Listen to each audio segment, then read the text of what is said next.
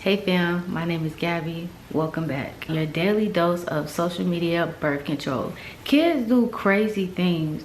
We already know that. And things are hard when you have a child. But social media has highlighted so much of this that I think people are failing to realize that when you start playing these type of records and you're always pointing out the negative, you really start digging a hole, a dark deep hole into depression or unhappiness, and you're getting away from being fulfilled. People are talking about motherhood and the dark side of motherhood and why they are choosing to not have kids or to wait to have kids. If y'all been here for a while, y'all know how I have my own personal struggles in motherhood, and I still want more children. On Reddit, on Instagram, of course, and on YouTube, women are constantly saying that they don't want children. They're happy that they don't have any, which I understand. Coming up in a society where people put on you or pressure you to get married and start a family, it can be liberating to know that you're only living for yourself. So I get that. It's validation for the people who want to wait or who don't want to have children at all. And it's a space for women who are struggling to be able to talk about these things,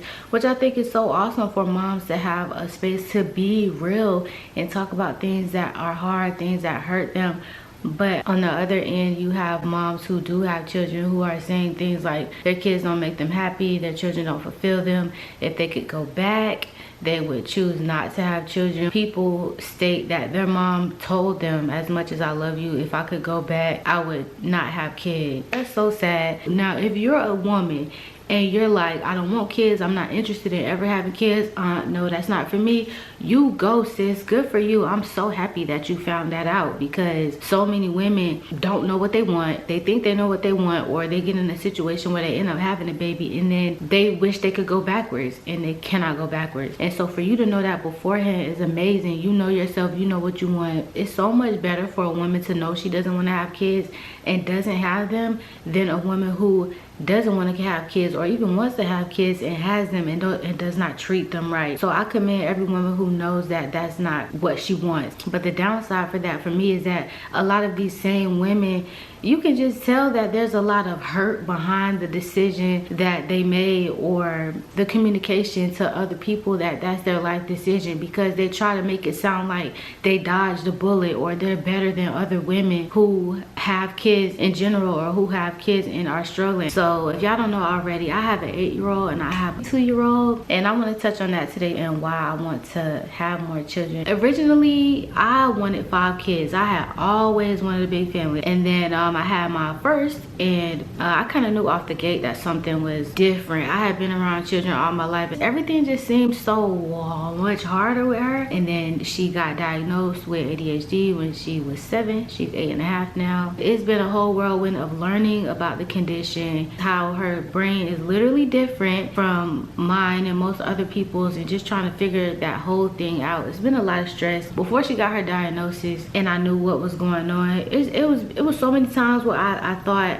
I had kids too soon. I never regretted having her. I just felt like I had her too soon, like I wasn't ready. I wasn't prepared to take on her emotions, because her emotions are huge. I was immature in my emotions. There was so much I was behind on that I hadn't learned. I just didn't feel ready. I was feeling some type of way about stuff all the time. I had not gotten to a point where I could tell people how I really felt. Yeah, I just wasn't ready.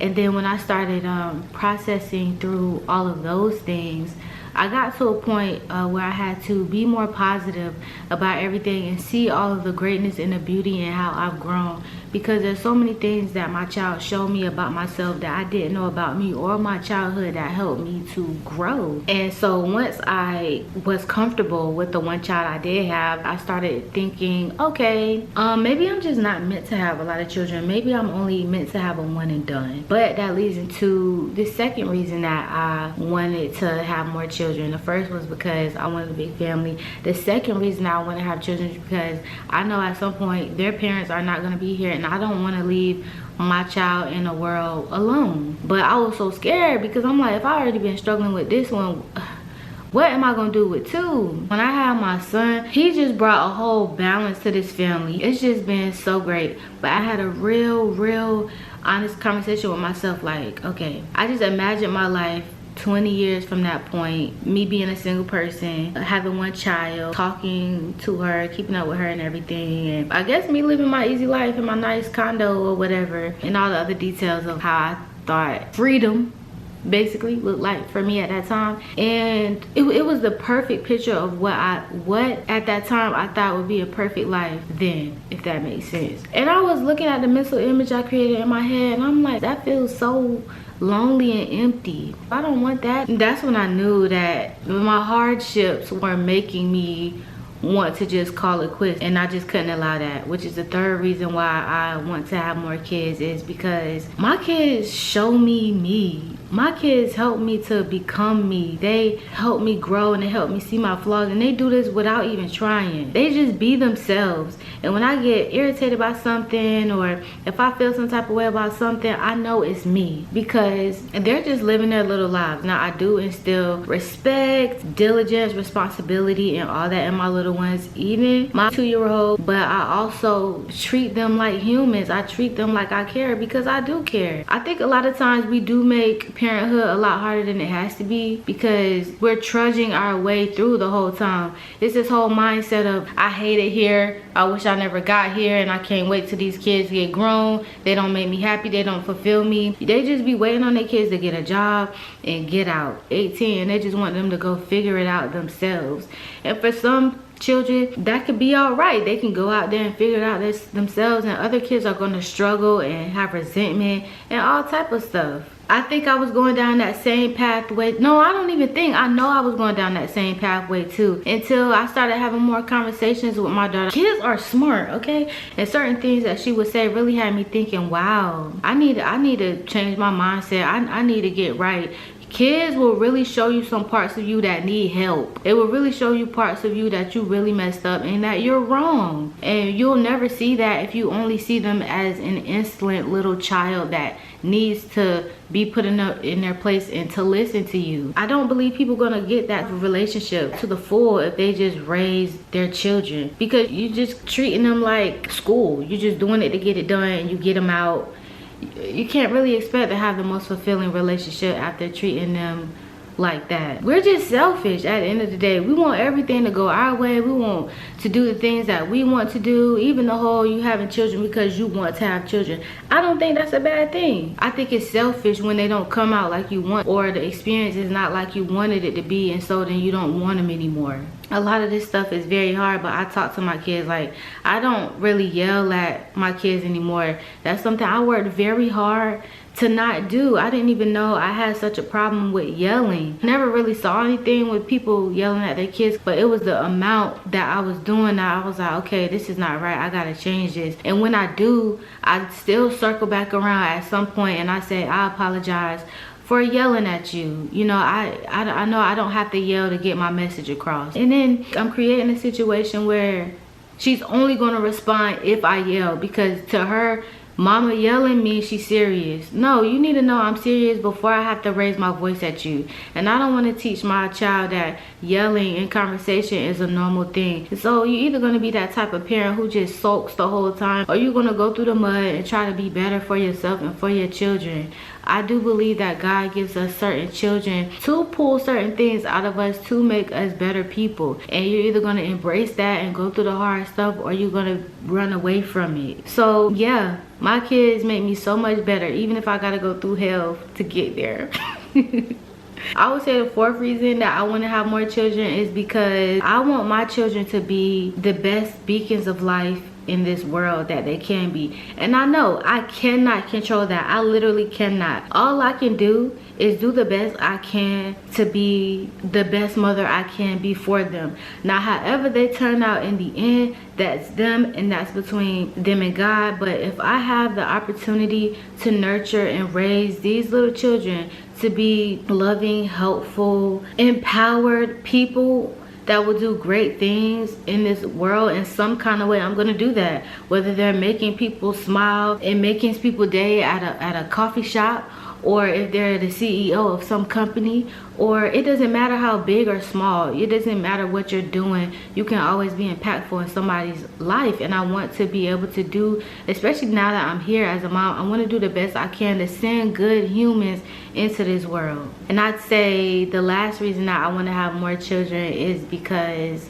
I don't know what other way to say this other than the fact that I want to leave a legacy. Now, I did see something somewhere where some lady was negating another woman's comment for saying that she wanted to create a legacy because she doesn't even know if her children are going to want to have children, or if her children's children are going to want to have children. And look, I get that. Now, I do want my family bloodline to continue and to continue strong, and for us to walk into generational blessings and everything like that. I'm working so hard to overturn these generational curses for my future children, for my future family. And yeah, we don't know how long this earth is going to go on. We know this world is in such a wicked place, but that's not up to me to determine what's going to happen to the world, what's going to happen in this world, what's going to become of the future generations. I say that's what I want, but at the end of the day, whatever I want, if it's not what God wants for me, that's what I have the most peace with. Yes, and my children could get to a point where they don't want to have kids, they have trouble having kids, they do want to have kids and they're in a predicament where they can't have kids, or they haven't come to that part of life. I don't know. I'm not so emotionally attached to all of these reasons that I want kids, that if they don't happen, that I'm going to be miserable. And that's pretty much the way I take on just about everything in life right now. I already have enough right now. That's the way I live. I look at my life, especially when I start feeling like I want more, I need more. I have to tell myself, Gabby, you have enough right now. You have everything you need right now. So though I do have a desire to have more children, if I were to not have any more, you know what? I would still be happy. I'm going to be blessed either way. You know what I'm saying? So this space that we're in society, there seems to be so much more negative then that outweighs the positive. There's really no way you can avoid the father walking out on you, or your child being born with a disability, or you thinking that you're ready and finding out once you have the child that you're not ready. But that's a part of life. But I don't think that's necessarily a bad thing. I think people that want to live their life on easy mode their whole life have no grit, no real power, no dedication, no determination, and no disrespect if you're one of those people watching this video, but I don't see any other reason why somebody would want their whole entire life in every way to be easy.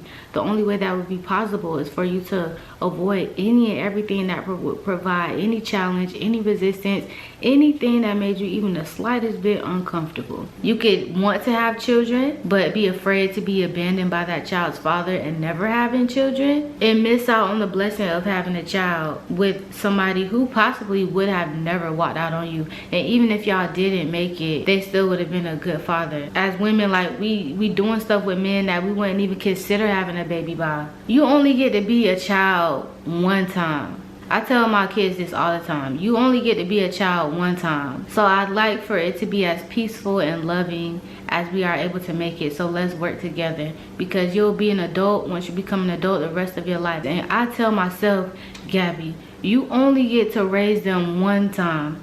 They only have a childhood one time. And once it's over, that's it. So try your best to enjoy it and make this time more loving than traumatic. My daughter talks a lot. She talks so much.